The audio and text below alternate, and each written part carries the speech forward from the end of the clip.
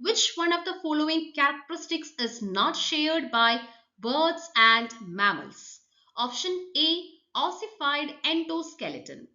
Both birds and mammals have a hard bony endoskeleton, that means internal skeleton, which is ossified, that is, bones are hardened.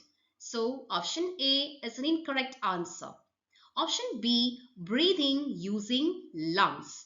Both birds and mammals rely on lungs for respiration, so option B is incorrect. Option C, viviparity.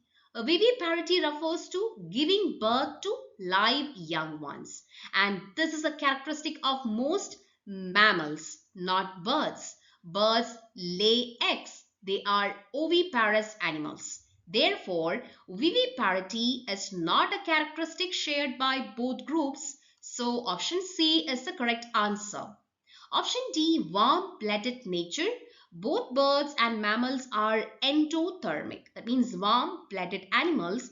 They regulate their body temperature internally regardless of external temperature. So option D is incorrect. The answer is option C.